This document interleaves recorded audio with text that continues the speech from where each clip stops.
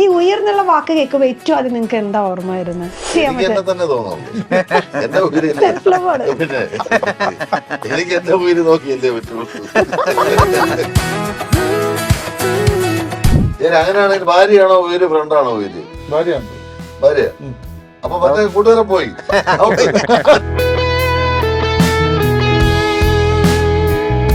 Interview കാണത്തില്ല, അതുകൊണ്ട് ധൈര്യമായിട്ട് ഭാര്യയുടെ അടുത്ത് കിട്ടിയെങ്കിൽ അത് റീറ്റെയിൻ ചെയ്യാൻ പറ്റത്തില്ല. ഫ്രണ്ട് ആണെങ്കിൽ എങ്ങനെയും കോംപ്രമൈസ് ചെയ്തേക്കാം.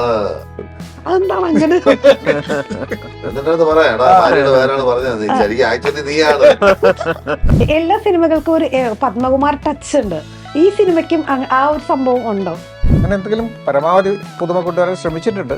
പക്ഷേ എങ്കിൽ പോലും എത്ര പുതുമ കൊണ്ടുവരാൻ ശ്രമിച്ചാലും നമ്മളുടേതായിട്ടുള്ള ചില കോംപ്ലിക്കേഷൻസ് അല്ലെങ്കിൽ ചില സാധനങ്ങൾ അതിനകത്തുണ്ടാവും. അതിനായിരിക്കാം ചിലപ്പോൾ ഈ ടച്ച് എന്ന് പറയുന്നത്. അത് തീർച്ചയായിട്ടും ഈ സിനിമയ്ക്കകത്തുണ്ടാവും. ആവർത്തനം അത് നമ്മൾ എത്ര മാറ്റാൻ ശ്രമിച്ചാലും ചില കാര്യങ്ങൾ അത് മാറിപ്പോകത്തില്ല. ഫ്യൂച്ചറിൽ പോയ അവിടെ മൊത്തം AI ആവാനുള്ള ചാൻസസ് ഉണ്ടല്ലോ. അതിനെ തടയണം. എന്താ മാർഗം? അതൊന്നും ചെയ്യാൻ പറ്റില്ല. ഇപ്പം എയിൽ തന്നെ രീതിയിൽ തന്നെ ഇപ്പോൾ വെർച്വൽ പ്രൊഡക്ഷനും കാര്യങ്ങളൊക്കെ ഷൂട്ടിംഗ് ഇതായിട്ട് സ്റ്റാർട്ട് ചെയ്യുന്നുണ്ട്. പക്ഷെ എന്നാൽ പോലും നമ്മുടെ ഇവിടുത്തെ ബഡ്ജറ്റിനും കാര്യങ്ങൾക്കും അനുസരിച്ചിട്ട് അത് ആയി വരുന്നേ ഉള്ളൂ ഇപ്പോഴത്തെ രീതിയിൽ.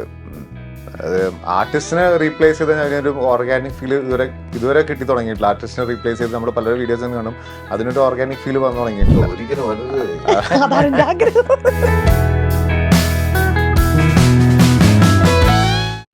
ഹലോ എവരിവൺ, ഇന്ന് നമ്മുടെ കൂടെ ഉള്ളത് ഉയർ സിനിമയുടെ വിശേഷങ്ങളുമായി സിനിമയുടെ ടീമാണ്. ഹലോ. ഹലോ. വണക്കം. വണക്കം. ഓക്കെ, ഉയരാണ് നമ്മുടെ പുതിയ വിശേഷം. നമുക്ക് ആദ്യം തന്നെ ബൈജു ചേട്ടൻ ഒന്ന് സ്റ്റാർട്ട് ചെയ്യാം. ഞങ്ങൾ ബൈജു ചേട്ടൻ ഉണ്ടെന്ന് പറയുമ്പോൾ നമ്മൾ ഇന്റർവ്യൂവേഴ്സ് ഒന്ന് ശ്രദ്ധിക്കണം എന്നല്ല, ഒന്ന് പ്രിപ്പയർ ആയിട്ട് പോകണം എന്ന് പറയും. അപ്പൊ നിങ്ങൾ സംവിധായകർ ബൈജു ചേട്ടൻ ഉണ്ടെങ്കിൽ എന്ത് പ്രിപ്പറേഷനാണ് എടുക്കാറുള്ളത്? ഞാൻ എനിക്ക് പ്രത്യേകിച്ച് ഒന്നും എടുക്കാറില്ല. കുറെ കാലമായിട്ട് കാണുന്ന ആൾക്കാരല്ലേ, നമുക്ക് പ്രത്യേകിച്ച് പ്രിപ്പറേഷൻ ഒന്നും ആവശ്യമില്ല. നമ്മൾ കാര്യം സബ്ജക്റ്റ് എന്താണ്, ക്യാരക്ടർ എന്താണെന്ന് പറഞ്ഞു കൊടുത്തു കഴിഞ്ഞാൽ പിന്നെ ബാക്കി ബോജന അത് ഏറ്റോളും. നമുക്ക് വേറെ ഷൂട്ട് ചെയ്താൽ മതി. വേറെ ഞങ്ങളത്ര ടെൻഷൻ ഇല്ല. ഇല്ല ഇല്ല ഇല്ല. അതെ, നിങ്ങൾക്ക് എന്താ ടെൻഷൻ? അങ്ങനെയല്ല, നമ്മളൊരു കാര്യം ചോദിക്കുമ്പോ ചേട്ടന്റെ മറുപടി കേൾക്കുമ്പോഴേ പെട്ടെന്ന് നമ്മളൊന്ന് സ്റ്റക്കായി പോകും. അത് മറുപടി ഇഷ്ടമല്ല. ഇഷ്ടം അങ്ങനെയല്ല. അല്ല, പുറത്ത് ആളുകൾ വരുമ്പോഴത്തേക്കും താഴെ കമന്റ് ചെയ്യും, ആരോടാണ് ചോദിക്കുന്നതെന്ന് മനസ്സിലാക്കി വേണം പോവാന്നൊക്കെ. അത് ലാസ്റ്റ് നമുക്ക് ട്രോൾ ആവുമല്ലോ. അതുകൊണ്ട് നമ്മള് എന്താ ടെൻഷൻ അടിച്ചിട്ടാണ് വരുന്നത്, അത്രേ ഉള്ളൂ. ഓക്കെ, നമ്മുടെ ഉയരാണ് നമ്മുടെ പുതിയ വിശേഷം. ഉയരിന്റെ എന്തൊക്കെയാണ് നമുക്ക് വേണ്ടി ഒരുക്കി വെച്ചിട്ടുള്ളത്? ഒരു സിനിമ, നല്ല സിനിമ ഒരുക്കി വെച്ചിട്ടുണ്ട് പ്രേക്ഷകർക്ക് വേണ്ടിയിട്ട്. പിന്നെ ഈ പറഞ്ഞ പോലെ ഒരു പോലീസ് സ്റ്റോറിയാണ്, പക്ഷേ എങ്കിൽ പോലും അതിനകത്ത് ചില വേറെ ആളുകൾ ഒട്ടും പ്രതീക്ഷിക്കാത്ത ചില ഇമോഷണൽ കണ്ടന്റുകളുണ്ട്. പിന്നെ പ്രതീക്ഷിക്കാത്ത കുറച്ച് ട്വിസ്റ്റുകളുണ്ട്. ഇപ്പൊ നമ്മൾ നോർമലി കാണുന്ന, ഇപ്പൊ പല ആൾക്കാരും പല ഇന്റർവ്യൂവിലും ചോദിക്കാറുണ്ട്, ജോസഫ് കഴിഞ്ഞിട്ട് വരുന്ന സിനിമയല്ലേ ഇതും പോലീസ് സ്റ്റോറി, അത് പോലീസ് സ്റ്റോറിയാണ്, അതുമായിട്ട് വല്ല ബന്ധമുണ്ടോ? ഒരു ബന്ധമില്ല. ഒരു കമ്പാരിസണും ഇല്ല, ഒരു ബന്ധമില്ല. എല്ലാം ഫ്രഷ് സബ്ജക്റ്റ് ആണ്, പുതിയ ആക്ടേഴ്സാണ് ഈ സിനിമയിൽ. ഇപ്പോൾ ഷാജു ശ്രീധർ വെച്ചാൽ ബാക്കി എല്ലാ ആക്ടേഴ്സും എൻ്റെ കൂടെ ആദ്യമായിട്ട് ഞാൻ ചെയ്ത സിനിമകൾ ആദ്യമായിട്ട് അഭിനയിക്കുന്ന ആൾക്കാരാണ്. അപ്പം അങ്ങനെ ഒരു ഭയങ്കര ഫ്രഷസ് ഈ സബ്ജക്റ്റിനുണ്ട്, ഈ ക്യാരക്ടേഴ്സിനുണ്ട്, ആർട്ടിസ്റ്റുകൾക്കുണ്ട്. അപ്പം എന്നെ സംബന്ധിച്ച് 100% ഒരു ഫ്രഷ് ആയിട്ടുള്ള സബ്ജക്റ്റാണ്, ഫ്രഷ് ആയിട്ടുള്ള സിനിമയാണ്. അതാണ് ഞാൻ പ്രേക്ഷകർക്ക് മുമ്പ് വയ്ക്കുന്നത്. ചേട്ടാ, എന്തൊക്കെയുണ്ടായിരുന്നു ഉയരിന്റെ സെറ്റിലുള്ള വിശേഷങ്ങൾ? ഇതൊരു നടന്ന സംഭവമാണ്, അതിനെ ആസ്പദമാക്കി ഉണ്ടാക്കിയ ഒരു തിരക്കഥയാണ്. അപ്പം കുറച്ചുകൂടെ ജെനുവിനിറ്റി ഉണ്ടാവും സ്ക്രിപ്റ്റിന്, നടന്ന സംഭവം ആയതുകൊണ്ട്. അതാണ് നമ്മൾ ഉയർന്നു പറഞ്ഞ സിനിമയായി ചിത്രീകരിച്ചത്. അപ്പോൾ അതിനകത്ത് ASIയുടെ റോളാണ് ജോയ് എന്ന് പറയുന്ന കഥാപാത്രം. ഇൻവെസ്റ്റിഗേഷൻ ത്രില്ലറാണ് ഈ സിനിമ. പല പല സംഭവങ്ങളുണ്ട് ഇതിനകത്ത്, പല പല സംഭവങ്ങളാണ് നമ്മൾ കണ്ടുപിടിക്കേണ്ടത്. അല്ലാതെ ഒരു കൊലപാതകം അങ്ങനെയൊന്നുമല്ല. അതിൻ്റെ ഒരു ചെയിൻ ഓഫ് ഇൻസിഡൻസ് ഉണ്ട്. അത് ഇൻവെസ്റ്റിഗേറ്റ് ചെയ്ത് അത് കണ്ടുപിടിക്കുന്നത് കുറച്ച് ഇമോഷണൽ ഡ്രാമയും കൂടെ ഒക്കെ നമുക്ക് കുറച്ച് സിനിമാറ്റിക് ആയിട്ട് നമ്മൾ ചെയ്തെന്നുള്ളതേ ഉള്ളൂ. അതാണ് ഉയർ. എങ്ങനെ ക്യാരക്ടർ നരേറ്റ് ചെയ്ത് തന്നത്? എന്താണ് ക്യാരക്ടർ, എങ്ങനെയാണ് എനിക്ക് സ്വഭാവം എന്നുള്ളത്? അങ്ങനെ എടുത്താൽ പോകാത്തൊരു റോളൊന്നും അല്ല ഇത്. അതൊന്നുമല്ല, നമുക്ക് ജസ്റ്റ് ബിഹേവ് ചെയ്താൽ മതി. അങ്ങനെ വലിയ മല മറിക്കുന്ന അഭിനയൊന്നും ഇതിനകത്ത് ആവശ്യമില്ല. ചേട്ടൻ ഈസിയാണ്. ആവശ്യമില്ല. അല്ല ഇപ്പൊ പോലീസ് കുറെ തവണ ചെയ്തിട്ടുണ്ടല്ലോ, ഇപ്പൊ വീണ്ടും ഒരു പോലീസ് എന്ന് പറഞ്ഞ സമയത്ത് നമ്മള് ഹ്യൂമർ ഇല്ല എന്നുള്ളതാണ്. ആക്ച്വലി നമുക്ക് അങ്ങനത്തെ ഒരു ഹ്യൂമർ മിസ് ചെയ്യുന്നുണ്ട് ഇപ്പൊ. ഹ്യൂമറിനുള്ള സ്കോപ്പ് ഇതിനകത്തില്ല, അതാണ് അതിനുള്ള സ്പേസ് ഇല്ല. പക്ഷെ എങ്കിൽ പോലെ ഉള്ള സ്ഥലത്ത് കുറച്ച് ഹ്യൂമർ കൊണ്ടുവരാൻ ശ്രമിച്ചിട്ടുണ്ട്. ഹ്യൂമർ എന്ന് പറഞ്ഞാൽ വേണമെങ്കിൽ ചെയ്യാമായിരുന്നു. ഹ്യൂമർ എന്ന് പക്ഷെ ആ പറഞ്ഞാൽ കഥയിൽ നിന്ന് അത് നമ്മള് വിഷയം തന്നെ പോകണമെന്ന് വിചാരിച്ചിട്ട് അത് ചെയ്തില്ല എന്നുള്ളതാണ്. വേണമെങ്കിൽ ചെയ്യാനുള്ള കുറച്ച് ഏരിയകളൊക്കെ ഉണ്ടായിരുന്നു. പിന്നെ അത് ആ ഏരിയയിൽ മാത്രമായിട്ട് അത് ചെയ്തിട്ട് കാര്യമില്ല. ചെയ്യുകയാണെങ്കിൽ ഒരു ഉടനീളം ഒരു ഹ്യൂമർ ട്രാക്ക് തന്നെ പിടിക്കണം. അപ്പൊ അത് പറ്റാത്തതുകൊണ്ടാണ് പിന്നെ അത് വിട്ടളഞ്ഞത്. ചേട്ടനോട് എല്ലാവരും പറയാറില്ലേ ഇപ്പൊ, അതായത് നമുക്ക് പഴയ ആ ഒരു കോമഡി സംഭവം നമുക്ക് മിസ് ചെയ്യുന്നുണ്ട്, എന്താ ചേട്ടനൊന്നും കൂടെ അതുപോലെ ചെയ്യാത്ത? സ്ക്രിപ്റ്റ് ഒക്കെ കിട്ടണ്ടേ, വരുന്നില്ല നല്ല തമാശ എഴുതാൻ പറ്റുന്ന ആൾക്കാരൊക്കെ വേണ്ടേ? അതും സ്ക്രിപ്റ്റ് ഇല്ലെങ്കിൽ പിന്നെ നമ്മൾ ഇനി എന്ത് കാണിച്ചിട്ട് കാര്യമില്ല, സ്ക്രിപ്റ്റ് വേണ്ടേ? ചേട്ടൻ എഴുതുമോ കുറച്ചൊക്കെ? ഇംപ്രവൈസ് ചെയ്യാൻ പറ്റും, ഫ്രഷ് ആയിട്ടൊക്കെ എഴുതാനൊക്കെ പാടായിരിക്കും. എഴുതി കൊണ്ട് വന്നതിനെ ഒന്ന് പൊലിപ്പിക്കാൻ ഓക്കെയാണ്. ഓക്കെ, എങ്ങനെയായിരുന്നു ഇതിലേക്കുള്ള ഒരു എൻട്രി? ഞാൻ ചെന്നൈയിലിരിക്കുമ്പോൾ ഷമീർ എന്ന് പറഞ്ഞ ഒരു ഡയറക്ടറാണ് ഈ നമ്പർ കൊടുത്തത് എനിക്ക്. മുറിവ് എന്ന് പറഞ്ഞ ഒരു പടം എടുത്ത ഒരു, സോ ഇതുപോലെ പപ്പേട്ടൻ ചെയ്യാൻ പോകുന്നത്, you go on contact with. So അപ്പോൾ ഞാൻ ഫ്രഷ് ആയിട്ട് സ്റ്റാർട്ട് ചെയ്തതാണ് പപ്പേട്ട ചേട്ടാ, അതുപോലെ ഞാൻ ചെന്നൈയിൽ നിന്നാണ് വിളിക്കുന്നത്, രാക്ഷസൻ പടത്തിൽ ആദ്യം റോൾ ചെയ്ത ആളാണ്. അപ്പം പറഞ്ഞു ആ കണ്ടിട്ടുണ്ട്, പടം കണ്ടിട്ടുണ്ടെന്ന് പറഞ്ഞു. സോ അങ്ങനെ ഒരു 1 year ആയിട്ട് ഫോളോ ചെയ്തിട്ട് അതിനുശേഷമാണ് സാർ ഇത് പറയുന്നത്, ക്യാരക്ടറിനെ നറേറ്റ് ചെയ്യുന്നത്. നമ്മൾ അങ്ങോട്ട് വിളിച്ച് ചോദിച്ച് നേടിയ കഥാപാത്രമാണ്. വിളിച്ചത് മാത്രമേ ഉള്ളൂ, കഥാപാത്രം സാറാണ് ഫിക്സ് ചെയ്തത്. ഓക്കെ, ഏത് കഥാപാത്രമാണുള്ളത്? ഓക്കെ, ഒരു നെഗറ്റീവ് ഷെയ്ഡ് ഉണ്ടോ എന്ന് എല്ലാവരും ചോദിക്കുമല്ലോ, അത് ഈ സിനിമയിൽ അത് ബ്രേക്ക് ചെയ്യുന്നുണ്ടോ? പറയാൻ പറ്റില്ല. ഞാൻ തന്നെ ചോദ്യം ചോദിച്ചു, ഞാൻ തന്നെ ഉത്തരം പറ്റില്ല. സ്പോയിലർ ഇല്ലാതെ പറയാൻ പറഞ്ഞ ഒരു നല്ല റോൾ ചെയ്തിട്ടുണ്ട്. എന്റെ കരിയറിലെ ഒരു ബെസ്റ്റ് റോളായി ഗംഭീരമായിട്ട് പെർഫോം ചെയ്തിട്ടുണ്ട്. ബൈജാണ് തന്നെ ക്യാരക്ടർ എല്ലാം പറഞ്ഞു കഴിഞ്ഞപ്പോ എന്നോട് ചോദിച്ചു, ആ ക്യാരക്ടർ ഞാൻ ചെയ്താലൊന്നും അല്ലേ?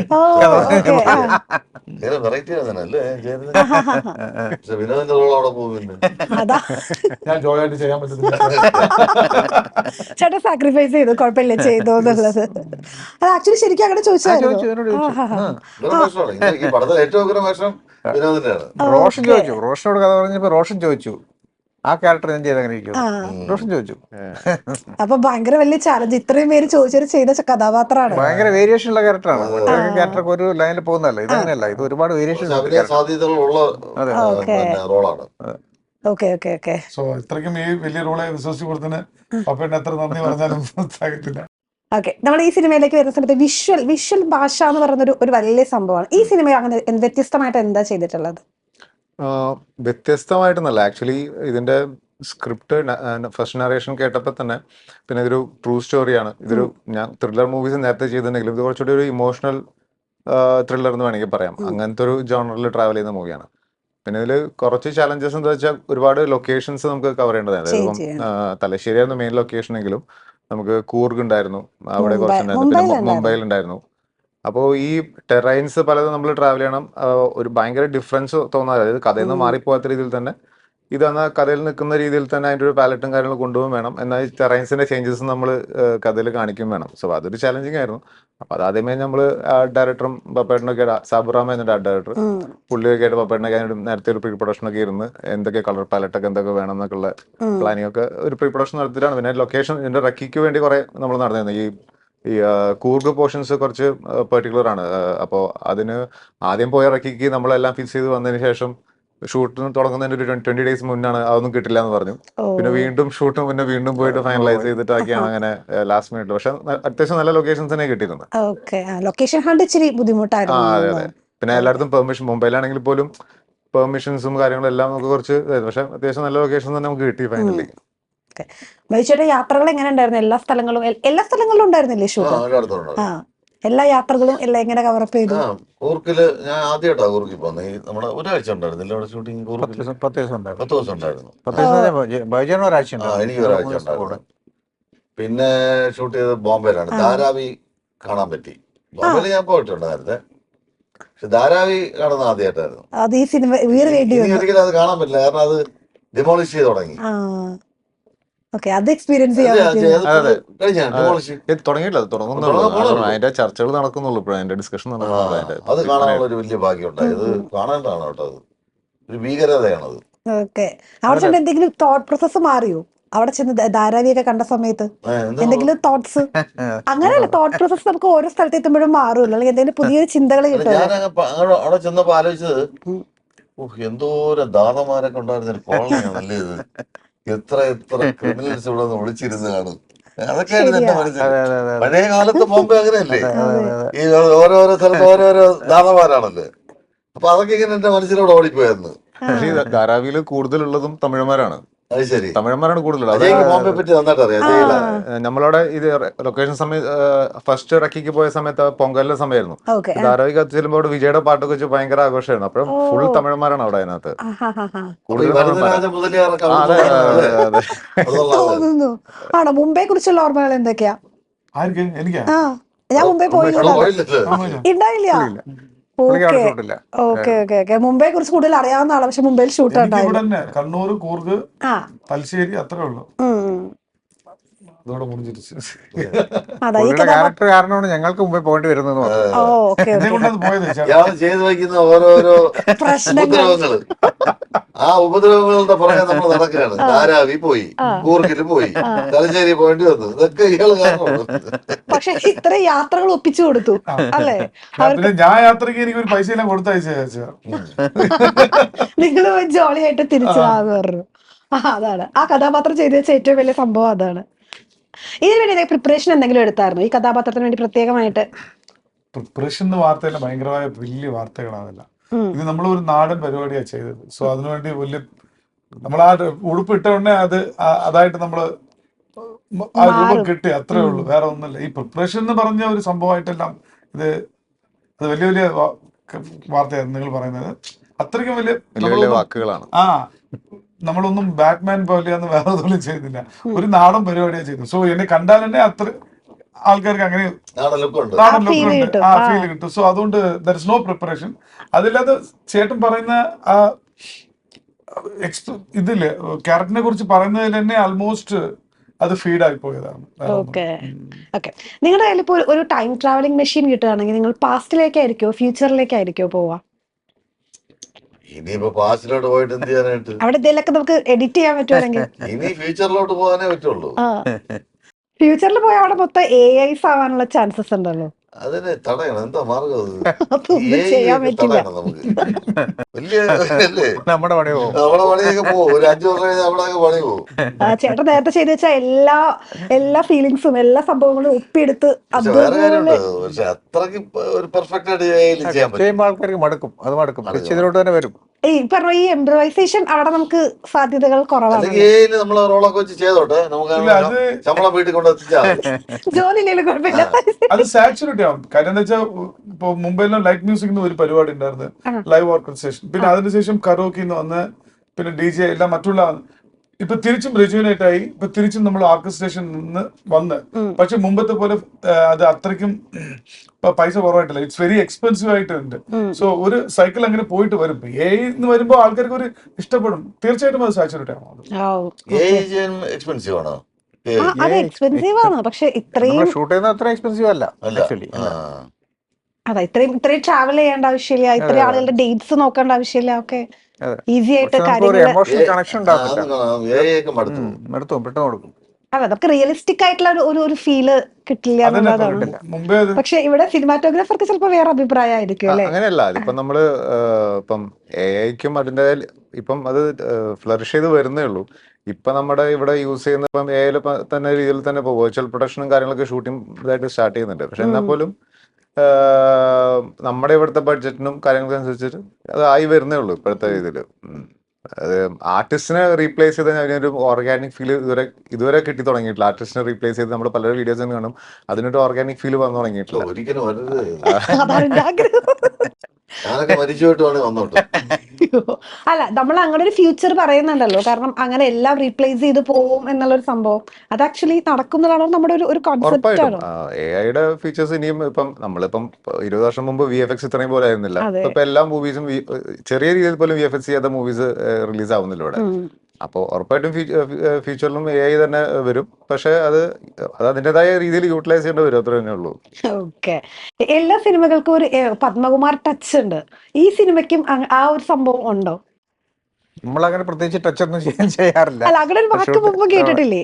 അല്ല, നമ്മൾ ഷൂട്ട് ചെയ്യുന്ന ഒരു പാറ്റേൺ ഉണ്ട്, അത് വെച്ചിട്ടായിരിക്കും ഇത് പറയുന്നത്. അപ്പോൾ ഈ ഇത്തരം സിനിമകൾ ചെയ്യുമ്പോൾ നമ്മൾ ഉപയോഗിക്കുന്ന ഒരു പാറ്റേൺ എപ്പോഴും ഞാൻ കഴിഞ്ഞ സിനിമ ചെയ്തതിൽ നിന്ന് വ്യത്യസ്തമായിട്ട് എന്ത് ചെയ്യാൻ പറ്റും, ഷോർട്ട് വൈസ് ആയാലും അതിന്റെ കളർ ടോണിലായാലും ബാക്കി എല്ലാ കാര്യങ്ങളിലും ക്യാരക്ടറൈസേഷനായാലും പുതിയതായിട്ട് എന്ത് ചെയ്യാൻ പറ്റുന്ന എപ്പോഴും ആലോചിക്കാറുണ്ട്. അങ്ങനെ എന്തെങ്കിലും പരമാവധി പുതുമ കൊണ്ടുവരാൻ ശ്രമിച്ചിട്ടുണ്ട്.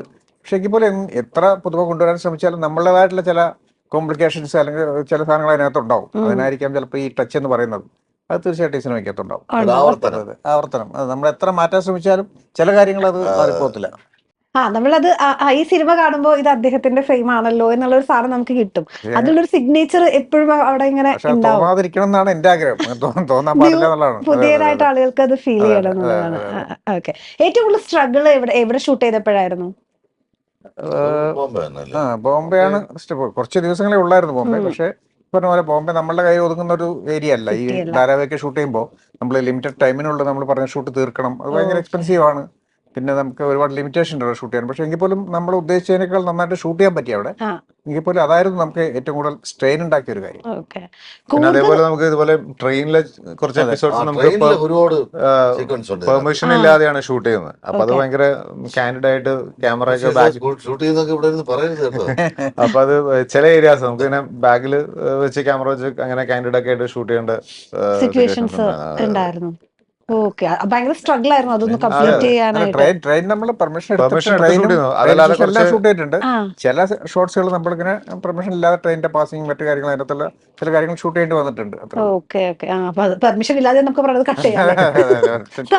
ഇല്ലാതെന്ന് പറയാൻ പറ്റില്ല. ട്രെയിൻ ഇതിനകത്തൊരു കഥാപാത്രമാണ്.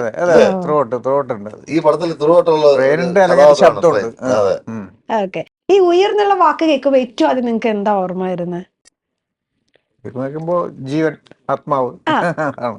അല്ല അങ്ങനെ നമ്മുടെ ഉയരാണെന്ന് പറഞ്ഞ ഒരാൾ അല്ലെങ്കിൽ ഒരു ഫ്രണ്ട് ആരെങ്കിലും ഒക്കെ ഉണ്ടാവില്ലേ അങ്ങനെ കണക്ട് ചെയ്യാൻ പറ്റും? ജീവന്റെ തുടിപ്പ്, അതാണ് ഉയർന്ന് പറയുന്നത്. അത് ചോദിക്കുന്നില്ല. ഉയർന്ന് പറയുമ്പോൾ നമുക്ക് പേഴ്സണലായിട്ട് ആരെയാ തോന്നാൻ ചോദിക്കും. കണക്ട് ചെയ്യാൻ എനിക്ക് എന്നെ തന്നെ തോന്നുള്ളൂ.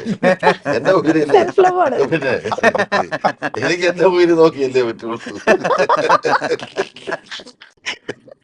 അത് കഴിഞ്ഞിട്ടല്ലോ ബാക്കി ഇവരൊക്കെ ഉയര് എനിക്ക് എന്റെ ഉയരാണ്. സത്യമാണ്. ഇതൊക്കെ ആരൊക്കെ എത്രയൊക്കെ ഉണ്ടെന്ന് പറഞ്ഞാലും അവനവന്റെ ഉയരാണ്. അതൊക്കെ ശരിയാ. അല്ല നമ്മളിങ്ങനെ എന്റെ ഉയരാണ്, എന്റെ ഉയർ ഫ്രണ്ട് ആണെന്നൊക്കെ പറഞ്ഞ് നമ്മൾ ഒരാളെ പറയൂല. അതായിരുന്നു എന്റെ ചോദ്യം. ഇഷ്ടമാണെന്നാണ് ഉദ്ദേശിക്കുന്നത്.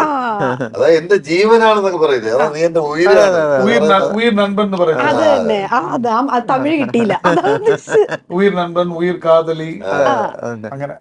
കാതലി ഞാൻ ചോദിക്കുന്നില്ല, ചേച്ചി വീട്ടിലുണ്ടല്ലോ. അപ്പൊ ഉയർ നண்பൻ പറഞ്ഞാൽ മതി. ഞങ്ങക്ക് പരിചയം ആരെങ്കിലും പറയണേ ഉയർ നண்பൻ ആരാന്നുള്ളത്. അവർക്ക് അന്വേഷിക്കണേ.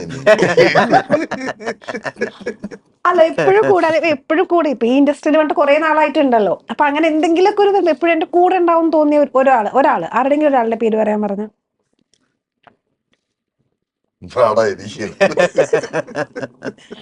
കൊറേ പേരുകളുള്ളത് കൊണ്ട് പറയാൻ പാടായിരിക്കും. ഫീൽ ചെയ്യും. മനസ്സിലുണ്ട്, ഞാൻ പറയില്ല. ഫസ്റ്റ് ലെറ്റർ എങ്കിലും പറയോ? ഇല്ല, ഒന്നും പറയില്ല. ചേട്ടൻ അത് ഞങ്ങൾക്ക് അറിയാത്ത ആളായതുകൊണ്ട് പിന്നെ കുഴപ്പമില്ലായിരിക്കും. അങ്ങനെയാണെങ്കിൽ ചേട്ടനും ഉണ്ടാവും. അങ്ങനെയാണെങ്കിൽ ഭാര്യയാണോ ഉയര്, ഫ്രണ്ടാണോ ഉയര്? ഭാര്യ. അപ്പൊ മറ്റേ കൂട്ടുകാരെ പോയി കാണത്തില്ല. അതുകൊണ്ട് ഭാര്യ കാണും. മാത്രം കട്ട് ചെയ്ത് ഞങ്ങൾ അയച്ചോളാം. എന്റെ ഉയര് എന്റെ ഫ്രണ്ടാണെന്ന് പറഞ്ഞ് വീട്ടിൽ ചൊല്ലാതെ. കാര്യം എന്ന് വെച്ചാ ഇപ്പോ ഭാര്യയുടെ അടുത്ത് വാഴ കിട്ടിയെങ്കിൽ അത് റീറ്റെയിൻ ചെയ്യാൻ പറ്റത്തില്ല. ഫ്രണ്ട് ആണെങ്കിൽ എങ്ങനെയും കോംപ്രമൈസ് ചെയ്തേക്കാം. അതെന്താണ് അങ്ങനെ? ഫ്രണ്ടിന്റെ അടുത്ത് പറയാടാ, ഭാര്യയുടെ പേരാണ് പറഞ്ഞത്, ശരിക്കും ആക്ച്വലി നീയാണ്. പ്രശ്നം ഉണ്ടാവണ്ടെന്ന് എഴുതിയിട്ട് ഞാൻ നിന്റെ പേര് പറഞ്ഞില്ല എന്നേ ഉള്ളൂ. ഓക്കെ. അപ്പൊ ഫ്രണ്ടാണ് ഭാര്യയോട് ചോദിച്ചാൽ ഇതെല്ലാം ഇങ്ങനെ ആയിരിക്കുമല്ലോ എല്ലാരും മാനേജ് ചെയ്യണേ. പിന്നെ വേറെന്ത്, പിന്നെ ഇല്ല എന്റെ ഫ്രണ്ടാന്ന് പറഞ്ഞപ്പോ ഭാര്യ എനിക്ക് വേണ്ടെന്ന് പറയത്തില്ലേ? അത് വലിയ ഇഷ്യൂ ആകത്തില്ലേ? അത് പറയാം. ചേട്ടനാണെങ്കിൽ എന്ത് പറയും? ഞാൻ ഈ പടത്തിൽ എൻ്റെ ഉയർ പപ്പേടൻ. ഉയരിൽ എന്റെ ഉയര് ഓക്കെ. ഞാൻ ജസ്റ്റ് ഫിൽമോഗ്രഫി നോക്കിയ സമയത്തെ ഒരു വടക്കൻ വീരഗാഥ അതിന്റെ AD ആയിട്ട് അത് ഒറിജിനലി അങ്ങനെ തന്നെയാണോ അതോ ഇനി ഗൂഗിളില് അല്ലല്ല ശരിക്കും ഞാൻ അന്ന് മുതലുള്ളത് തന്നെയല്ലേ? കാരണം ഞാൻ ചില ചോദ്യങ്ങളോടൊന്ന് ചോദിക്കുമ്പോൾ അയ്യോ അത് ഗൂഗിളിനകത്ത് തെറ്റാന്ന് പറയാറുണ്ട്, അതുകൊണ്ടാണ് ചോദിച്ചത്. അപ്പൊ അത്രയും വർഷമായിട്ട് ഇവിടം വരെ വരിക. അപ്പൊ മലയാള സിനിമയ്ക്ക് വന്ന ഒരു മാറ്റം എന്തായിട്ടാ തോന്നുന്നത്? ഒത്തിരി മാറ്റങ്ങൾ ഉണ്ടായിട്ടുണ്ട്. പ്രത്യേകിച്ച് ഏറ്റവും വലിയ മാറ്റം എന്ന് പറയുന്നത് നമ്മൾ ഫിലിമിൽ നിന്ന് മാറിയിട്ട് ഡിജിറ്റൽ ആയതാണ് ഒരു വലിയ മാറ്റം എന്ന് പറയുന്നത്. പിന്നെ ഇപ്പോൾ വന്ന ഈ കാരവാൻ സംസ്കാരം എന്ന് പറയുന്ന കാര്യങ്ങളൊക്കെ നമ്മൾ തമ്മിലുള്ള ഒരു പണ്ട് സിനിമക്കാർക്ക് തമ്മിൽ നമ്മൾ ഒരു പരസ്പരം ഉണ്ടായിരുന്ന ഒരു അടുപ്പം, ബന്ധം, സ്നേഹം എന്നൊക്കെ പറയുന്ന ആ ഒരു ഇതിപ്പോ പഴയ പോലെ ഇല്ല. കാര്യം അതിന്റെ മെയിൻ കാരണം എനിക്ക് തോന്നുന്നു കുറഞ്ഞതിന്റെ ഈ കാരവാൻ സംസ്കാരം തന്നെയാണ് ഒരു മെയിൻ കാരണം. കാര്യം ഷോട്ട് കഴിഞ്ഞാൽ എല്ലാവരും തിരിച്ച് കാരവാനകത്ത് കയറിയിരിക്കുന്നു എന്ന് പറയുന്ന ഒരു കാര്യം പണ്ടുണ്ടായിരുന്നില്ല. പണ്ട് ഷോട്ട് കഴിഞ്ഞാൽ എല്ലാവരും കൂടെ ഒന്നിച്ച് വട്ടം കൂടി ഇരുന്ന് സംസാരിക്കുന്നു, ഒരു പരസ്പരം കാര്യങ്ങൾ എന്തൊക്കെ കാര്യങ്ങൾ സംസാരിച്ചാലും ഒരു അടുപ്പുണ്ടാവും, ഒരു ബന്ധം ബോണ്ടിങ് ഇപ്പൊ ഇല്ല. അതിപ്പോ ഇല്ല. റോഡിൽ നിന്നല്ലേ ഡ്രസ്സൊക്കെ മാറുന്നത്. എത്രയോ പടത്തിന് റോഡിൽ നിന്നാണ് ഡ്രസ്സ് മാറുന്നത്. അതെ, നമ്മള് റോഡിൽ നിന്നാണ് ഭക്ഷണം കഴിക്കുന്നത്. എല്ലാരും ഒരുമിച്ചിരിക്കും. ഫീമെയിൽ ആർട്ടിസ്റ്റിനൊക്കെ നമ്മൾ തൊട്ടടുത്തുള്ള വീട്ടിൽ കയറിയിട്ട് അവിടെ ഡ്രസ്സ് മാറുന്ന എത്രയോ സംഭവങ്ങളുണ്ട്. അല്ല, ശോഭനയൊക്കെ ഈ യൂണിറ്റ് ബസ്സിനകത്ത് കയറുന്നിട്ട് ഒരു കട്ടം വലിച്ചിട്ട് ഡ്രസ്സ് മാറിയിട്ടുണ്ട്. അങ്ങനെയൊക്കെ ഉണ്ടായിട്ടുണ്ട്. ഇന്ന് അതൊന്നും നടക്കുന്ന കാര്യമല്ല. ഇത് ശീലിച്ചതുകൊണ്ട് ഇനി പഴയ പരിപാടി പറ്റത്തില്ല. അല്ല, സൗകര്യങ്ങൾ നമുക്ക് അതുപോലെ ആ കാലഘട്ടവും മാറി. ഇപ്പൊ റോഡിൽ നിന്ന് തുണി മാറി ഇപ്പൊ ഫോട്ടോ എടുക്കും. അത് ശരിയാ. എല്ലാരുടെ കയ്യിൽ ഇരിക്കില്ലേ സാധനം. വീഡിയോ എടുക്കും, ഫോട്ടോ എടുക്കും. ചേട്ടന്റെ മൊബൈൽ ഇല്ലാതെ ഒരു ദിവസം ജീവിക്കാൻ പറഞ്ഞാൽ ഈസിയാണോ? എനിക്ക് പറ്റും. പിന്നെ സോഷ്യൽ മീഡിയയിൽ അങ്ങനെ ആക്ട് ചെയ്യാൻ എനിക്ക് പറ്റും, വിഷയമില്ല. അങ്ങനെയല്ലല്ലോ ഇവിടെ ആരും ഒരു ദിവസമൊക്കെ പറ്റും. വെള്ളപ്പൊക്കം വന്നപ്പോ ആരുടെ അടുത്ത് മൊബൈൽ നെറ്റ്വർക്കില്ലല്ലേ, എല്ലാം ജീവിച്ചില്ലായിരുന്നു, ആരും മരിച്ചു പോയില്ലല്ലോ. മൊബൈൽ ഇല്ലാതുകൊണ്ട് ഒരു പ്രശ്നമാകത്തില്ല. എന്നാലും നമുക്കൊരു ഡിസ്കംഫർട്ട് ഫീൽ ചെയ്യില്ല. നമുക്ക് ഫോൺ നമ്മളിങ്ങനെ നോക്കി അത് യൂസ്ഡ് നമ്മുടെ ആയിട്ട്. ഏറ്റവും വലിയ ഫ്രണ്ട് എന്ന് പറയുന്ന ഫോണാണ് ഇപ്പൊ. അതെ, ശരിയാ. എല്ലാവരും ശ്രദ്ധിച്ചിട്ടുണ്ട്. ഇപ്പൊ എയർപോർട്ടിലാണെങ്കിലും റെയിൽവേ സ്റ്റേഷനിലാണെങ്കിലും ബസ് സ്റ്റാൻഡിലാണെങ്കിലും എല്ലാം ഇത് നോക്കിയിരിക്കുക. അങ്ങനെ അവരെ ഏറ്റവും വലിയ ഫ്രണ്ട് എന്ന് പറയുന്നത് ഈ ഫോണ് തന്നെയാണ്. അതെ, ആരും സംസാരിക്കില്ലെങ്കിലും കുഴപ്പമില്ല. അതെ, നമ്മൾ ടൈം ഇതിനകത്ത് സ്പെൻഡ് ആയി പോയിക്കോളൂല്ലോ. ഞാൻ ചൈനയിൽ പോയപ്പോ അടുത്ത ബുള്ളറ്റ് ട്രെയിനിൽ കയറി. ഒരു മനുഷ്യർ അങ്ങോട്ടും ഇങ്ങോട്ടും മുഖാമുഖം നോക്കുന്നില്ല എന്നുള്ളത്. എല്ലാരും ഫോണിലാണ്. ഞാൻ ഇതെല്ലാം കണ്ടോണ്ട് ഇങ്ങനെ ഇരിക്കുക. ചേട്ടൻ ഫോൺ എടുത്തില്ല? എന്റെ ഫോണ് പോക്കറ്റ് ഇരിപ്പുണ്ട്. എടുത്തില്ല, നോക്കിയില്ല. ഞാൻ എടുത്തില്ല. എല്ലാരും എന്ത് ചെയ്തു? ശരിക്കും എല്ലായിടത്തും, നമ്മൾ ഇവിടെ മാത്രമല്ല, അങ്ങനെ ഒരു യുഗമായി പോയി ഇപ്പൊ. ചേട്ടന്റെ ഈ ഒബ്സർവേഷൻ സ്കില്ല് കുറിച്ച് ഇങ്ങനെ ആളുകളെ ഇങ്ങനെ നോക്കുന്ന അല്ല, ഫസ്റ്റ് ഡേ ഇവിടെ വന്നപ്പോൾ സ്കാൻ ചെയ്യും. അതാണാലും ശരി, പെണ്ണാണെങ്കിലും ശരി, സ്കാൻ ചെയ്യും ഫുള്ളായിട്ട്. ഓക്കെ, അത് മറ്റേ അഭിനയത്തിന് യൂസ്ഫുൾ ആവാറുണ്ടോ ഓരോ ആളുകളുടെ? പിന്നെ അല്ല, ഇവിടെ ഞാൻ വന്ന് ഞാൻ പ്രാർത്ഥിച്ചപ്പോ തന്നെ ഉപ്പിപ്പൊ പ്രാർത്ഥിച്ചില്ലേ എന്ന് ചോദിച്ചില്ല. അതുപോലെ എല്ലാ കാര്യങ്ങളും അങ്ങനെ ഒബ്സർവ് ചെയ്യുന്ന ആരും അറിയാതാണ് പ്രാർത്ഥിച്ചത്. ഞാൻ പിടിച്ചു. ദൈവം പോലും അറിയാതെ ദൈവം സിഗ്നൽ കിട്ടുന്നതിന് മുമ്പ് ഞാൻ അവിടെ പിടിച്ച്. അതാ അല്ല, അത്രയും കീൻ ഒബ്സർവേഷൻ എന്ന് പറയുന്നത് ഒരു വലിയ കാര്യമാണ്. ഞാൻ അതുപോലെ ഒരു സ്ഥലത്തിരുന്ന് ഞാൻ എന്റെ സറൗണ്ടിങ്സ് മൊത്തം വാച്ച്. അത് മനഃപൂർവ്വം അല്ല, അത് ഇൻബിൽറ്റ് ആണ്. ഞാൻ അങ്ങനെയാണ്, ഡീഫോൾട്ട് ആയി. ഡിഫോൾട്ട് ആയിട്ടുള്ള. ഓക്കെ, നിങ്ങൾ ഈ സിനിമാറ്റോഗ്രാഫറിന് ഗോൾഡൻ അവർ എന്ന് പറഞ്ഞ ഒരു സംഭവം ഉണ്ടല്ലോ, അതിനെങ്ങനെയാ കാണുന്നത്? ആക്ച്വലി അങ്ങനെ ഗോൾഡൻ അവർ എന്നൊരു സാധനം ഉണ്ടോ, അല്ലെങ്കിൽ ലൈറ്റ് ഉണ്ടെങ്കിൽ നമുക്കത് അഡ്ജസ്റ്റ് ചെയ്ത് പോവാവുന്നേ ഉള്ളൂ? എല്ലാ സിനിമാറ്റോഗ്രാഫേഴ്സും എല്ലാ ഫിലിം മേക്കേഴ്സിനും ആഗ്രഹമാണ് ആ ഗോൾഡൻ അവറിൽ ഷൂട്ട് ചെയ്യാന്നുള്ള എല്ലാവരും താല്പര്യമാണ്. പിന്നെ നമുക്ക് ചില സീക്വൻസിൽ ഇപ്പൊ പറഞ്ഞ പോലെ ഔട്ട്ഡോർ സീക്വൻസ് എടുക്കുമ്പോഴാണ് ഈ ഗോൾഡൻ അവറിൽ ഷൂട്ട് ചെയ്യുക. ഐ മീൻ ഏർലി ലൈറ്റ് അല്ലേ, രാവിലെ ഒരു 9 മണിക്ക് മുമ്പും ഈവനിങ് ആഫ്റ്റർ 3 o'clock 6 മണിക്ക്, അല്ലെങ്കിൽ ഗോൾഡൻ അവർ പർട്ടിക്കുലർ വളരെ കുറച്ച് സമയം ഉണ്ടാവുള്ളൂ. ഈ ഒരു 6 മണി തൊട്ട് 7 മണി, 6 തൊട്ട് 7 ഗ്യാപ്പിൽ ഈ സമയം കിട്ടുള്ളൂ. അത് സീൻ അത് ഡിമാൻഡ് ചെയ്യണ്ട, എസ്പെഷ്യലി ഗോൾഡൻ അവറിൽ ഷൂട്ട് ചെയ്യാൻ സീൻ ഡിമാൻഡ് ചെയ്യണോ നോക്കിയിട്ടാണ് നമ്മൾ അങ്ങനെ പ്ലാൻ ചെയ്യുക. ഗോൾഡൻ അവർ സൺലൈറ്റ് പോയിട്ട് സൂര്യാസ്തമനം നമ്മൾ ഡെസ്കിലൊക്കെ ഷൂട്ട് ചെയ്യില്ലേ, ആ ഒരു പീരീഡ് ഉണ്ടല്ലോ, വൈകുന്നേരം അല്ലെങ്കിൽ വെളുപ്പിന് ഏർലി മോർണിംഗ് എന്നുള്ളത്. അത് സീൻ അനുസരിച്ച് നമ്മൾ സീക്വൻസ് അതിനെ ഡിമാൻഡ് ചെയ്യണോ നോക്കിയിട്ടാണ് ചെയ്യാറുള്ളത്. പറ്റില്ല. ഐ മീൻ ഔട്ട്ഡോറിൽ ഷൂട്ട് ചെയ്യണമെങ്കിൽ പറ്റത്തില്ല, ഇൻഡോറിൽ ഓക്കെ. പക്ഷെ ഇപ്പൊ അത് വെർച്വൽ പ്രൊഡക്ഷൻ ഒക്കെ വരുന്നതുകൊണ്ട് ഇപ്പൊ ഒരുപാട് അങ്ങനെയൊക്കെ പുറത്തൊക്കെ ഒരുപാട് ചെയ്യുന്നുണ്ട്. ഇൻഫാക്ട് ഇവിടെ ബോളിവുഡിലും ചെയ്യുന്നുണ്ട് അതൊക്കെ. പക്ഷെ അതിന് ഈ പറഞ്ഞ മാതിരി ആ നാച്ചുറൽ എന്നുള്ള സാധനം കുറച്ചൊന്ന് മാറി നിൽക്കും. അതിനൊരു ചെറിയൊരു ആർട്ടിഫിഷ്യൽ സാധനം കിടക്കും എന്തായാലും. അത് ഡിപ്പെൻസ് ഓൺ ദ ഏരിയ, എത്ര വൈഡ് ഏരിയ ആണ് എങ്ങനെയൊക്കെ അനുസരിച്ച്. ഈ സിനിമയുടെ പ്രൊഡക്ഷനും അതൊക്കെ കണ്ടിട്ടാണല്ലോ വളരുന്നത്. അപ്പോ എന്തുകൊണ്ടാണ് ഈ സിനിമാറ്റോഗ്രഫിയിലൂടെ ഒരു ഇഷ്ടം തോന്നാൻ കാരണം? സിനിമാറ്റോഗ്രഫി ആക്ച്വലി ചെറുപ്പം മുതൽക്ക് എനിക്ക് ചെറുപ്പം മുതൽക്ക് അങ്ങനെ വലിയ സിനിമാറ്റോഗ്രാഫി പാഷനൊന്നും തരുന്നില്ല. ഫാദർ ഇങ്ങനെ പറയായിരുന്നു സിനിമാറ്റോഗ്രാഫി ക്യാമറ പഠിക്കുക എന്നൊക്കെ പറയുമെങ്കിലും 12th ശേഷം ഞാൻ സീരിയസ് ആയിട്ട് തിങ്ക് ചെയ്തപ്പോൾ എനിക്ക് എഡിറ്റിംഗ് ഒന്നും എന്നെ കൊണ്ട് പറ്റില്ല. കാരണം കുറേ നേരം ഒരു റൂമിനകത്തിരുന്ന് സ്പെൻഡ് ചെയ്യാനൊന്നും പറ്റില്ല. അപ്പം അങ്ങനെയാണ് ശരി ഞാൻ വിസ്കോമാണ് ചെയ്തത്. അപ്പോൾ ഞാൻ സിനിമാറ്റോഗ്രാഫി ആ ലൈനിലോട്ട് പോകാന്നുള്ള ഫോട്ടോഗ്രാഫി കോൺസെൻട്രേറ്റ് ചെയ്യാമെന്ന് പറഞ്ഞിട്ട് അങ്ങനെയാണ് ഈ ലൈനിലോട്ട് വരുന്നത്. പിന്നെ അതിനുശേഷം ഞാൻ വേണു എന്ന് പറഞ്ഞ വേണു സാറിൻ്റെ കൂടെയായിരുന്നു അസിസ്റ്റന്റ് അസോസിയേറ്റ് വർക്ക് ചെയ്തത്. അപ്പോൾ വൺസ് കോളേജ് സെക്കൻഡ് ഇയറോട് കൂടി സീരിയസ് ആയിട്ട് സിനിമാറ്റോഗ്രാഫി എന്നുള്ള ഇതിലോട്ട് ആ തോട്ട് പ്രോസസ്സിലോട്ട് പോയി. അതെ. ഓക്കെ. ചേട്ടൻ ഏറ്റവും കൂടുതൽ കോമ്പറ്റീഷൻ സീൻ വരുന്ന ആരുമായിട്ടാ? കോമ്പറ്റീഷൻ കോമ്പറ്റീഷൻ എല്ലാവരും ചേട്ടനായിട്ടുണ്ട്, പിന്നെ റോഷനായിട്ട് ഫൈറ്റ് ഉണ്ട്, പിന്നെ ഹരീഷ് ഉണ്ട്, ശ്രുതി ഉണ്ട്. എല്ലാരുമായിട്ടും ചെയ്തത് ചേട്ടനായിട്ടാണ് കൂടുതൽ. ഈ ബൈച്ചേട്ടനൊക്കെ എല്ലാവരും അതുല്യയുടെ കൂടെ ഇല്ല. ഓക്കെ. മേജർ ആർട്ടിസ്റ്റ് ഇവരാണ്. കൂടുതൽ ശ്രുതിയായിട്ടാണ് ശ്രുതിയും ഹരീഷുമാണ്. ശ്രുതിയും ഹരീഷും മക്കളും. ഓക്കെ. ഇപ്പൊ സ്പോട്ട് ഇംപ്രവൈസേഷൻ, ഇപ്പൊ ബൈച്ചേട്ടനൊക്കെ സ്പോട്ടായിട്ട് ഇംപ്രവൈസേഷൻ ചെയ്യുന്ന ആൾക്കാർ, അങ്ങനത്തെ വല്ല എക്സ്പീരിയൻസും ഉണ്ടായോ? ഇംപ്രവൈസേഷൻ ചേട്ടൻ ആൾറെഡി ഡിസൈൻ ചെയ്ത് പറഞ്ഞു, അതിന് നമ്മൾ കളിച്ചാൽ മതി, വേറെ ഒന്നും കൂടുതലായിട്ട് പറ്റുള്ളൂ. ഒരു ലിമിറ്റ് ഉണ്ട്. ഈ സബ്ജക്ട് അങ്ങനത്തെ സബ്ജക്റ്റാണ്. ചേട്ടൻ പറഞ്ഞില്ലേ കോമഡി ചെയ്യാനായിട്ട് ആഗ്രഹം ഇരുന്നാലും അവിടെ പറ്റില്ല. അവിടെ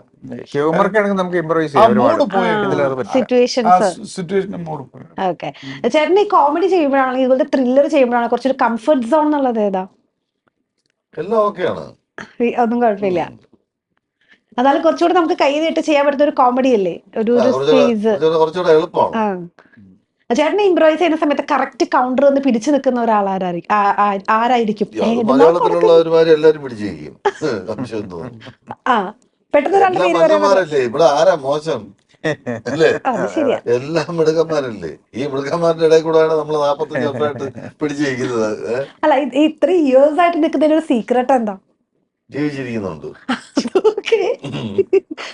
അങ്ങനെയല്ല, ഇപ്പോഴും ജീവിച്ചിരിക്കുന്ന ആൾക്കാരുണ്ട്. പക്ഷെ 1-2 സിനിമയൊക്കെ ചെയ്ത് പിന്നെ അങ്ങനെ ഭാഗ്യം, അത്രേ ഉള്ളൂ. ഇതൊരു ഭാഗ്യം മാത്രമാണ്. അഭിനയിക്കാനുള്ള ഒരു പാഷൻ ഉണ്ട്. പിന്നെ വേറെ പണിയൊന്നും അറിഞ്ഞുകൂടാ. അല്ല, സിനിമ അല്ലെങ്കിൽ വേറെ എല്ലാവർക്കും ഒരു പ്ലാൻ ബി ഉണ്ടാവുമല്ലോ. ഒരു പ്ലാൻ ബി ഇല്ലായിരുന്നു. ഇല്ല, പ്ലാൻ ബി ഒന്നും എനിക്ക് ചിന്തിക്കാൻ സമയം കിട്ടിയിട്ടില്ല. അതാണ് പ്ലാൻ എ തന്നെ പോയിക്കൊണ്ടിരിക്കുകയാണ്. 12 വയസ്സ്. അതെ അതെ, വളരെ കുഞ്ഞിനെ സ്റ്റാർട്ട് ചെയ്ത് വന്നതാണല്ലോ. അത് ശരി. അപ്പൊ ചേട്ടൻ എപ്പോഴെങ്കിലും ആലോചിച്ചിട്ടുണ്ടോ സിനിമ അല്ലായിരുന്നെങ്കിൽ ഞാൻ എവിടെയെങ്കിലും വേറെ ഏത് രീതിയിൽ പോയേനെന്ന് ആലോചിച്ചിട്ടേ ഇല്ല? എന്തിനാണ് ആലോചിക്കുന്നത്? ഇതിപ്പോ തിരക്കാടില്ലാത്തൊരു പ്രൊഫഷൻ വെറുതെ എന്തിനാന്ന് ഇത് ആലോചിച്ച് കൂട്ടുന്നത്? ആ സമയത്ത് വേറെ എന്തെല്ലാം ചെയ്യാം. വെറുതെ ആലോചിക്കാം, ഇതല്ലാതെ വേറെ എന്ത് ചെയ്യാറുണ്ട്? ചേട്ടൻ ഓവർ തിങ്കിങ് പറഞ്ഞ സാധനം ഇല്ലല്ലേ? ഓവർ തിങ്കിങ് പറഞ്ഞ സംഭവം ഒന്നുമില്ല. നമ്മളിങ്ങനെ എവിടെയെങ്കിലും പടങ്ങൾ കാണുമ്പോൾ ഒരു പൈലറ്റ് ആയിരിക്കാം, അങ്ങനെ അതുപോലെ എന്തെങ്കിലും. ഇപ്പൊ പോലീസ് സ്റ്റേഷൻ ഒരു പോലീസ് ആയിരുന്നെങ്കിലോ ഞാൻ ലൈഫിൽ അങ്ങനെയൊന്നും ചിന്തിച്ചിട്ടില്ല. കലറിയൊക്കെ കൊള്ളാനാ ഇത് സുഖമായിട്ട് ഫുഡ് കഴിച്ച് പ്രസം മാറ്റി അല്ലേ, ഡയലോഗ് പഠിക്കുക, അഭിനയിക്കുക, അത്യാവശ്യം തരക്കുള്ള പൈസയും കിട്ടും. ആലോചിക്കുന്നത് അല്ല, ഇങ്ങനെ ടെൻഷൻ ഫ്രീ ആയിട്ട് നടക്കുന്നതിന്റെ ഒരിക്കലും ടെൻഷൻ അടിക്കരുത്. എന്തായാലും ഒരു ദിവസം മരിക്കും, പിന്നെ എന്തിനാ ടെൻഷൻ അടിക്കുന്നത്? അല്ല, മരണം അല്ലാതെ നമുക്ക് വേറെ കുറെ ടെൻഷൻസ് വരൂലേ? അതൊന്നും തല വെക്കരുത്. നമ്മളെ മറ്റവർക്ക് ടെൻഷൻ ഒരു പ്രയോജനമില്ല. അതുകൊണ്ട് അത് ചിലപ്പോ ഉണ്ടായിരിക്കും, അത് ചിലപ്പോ കാണുമായിരിക്കും. അത് എന്റെ കുറ്റമല്ല, അത് അവര് ചിന്തിക്കുന്ന കുറ്റമാണ്. അതെന്നെ തെറ്റ് പറഞ്ഞിട്ട് കാര്യമില്ല. അല്ല, എന്നാലും നമുക്ക് ഇങ്ങനെ ലൈഫിലെ കുറെ കാര്യങ്ങൾ വരുമ്പോഴേ ഇപ്പൊ നാളത്തെ സംഭവം എന്തായിരിക്കും, നാളെ എന്താ ജോലി ഉണ്ടാവൂ, അല്ലെങ്കിൽ ആ പൈസ കിട്ടും, ഇങ്ങനെയൊക്കെ നമ്മൾ ചിന്തിച്ച് ടെൻഷൻ അടിക്കൂലേ സാധാരണ ഒരു മനുഷ്യര്? അത് സാധാരണ മനുഷ്യനാണ്. ഞാൻ സാധാരണ മനുഷ്യനൊക്കെയാണ്.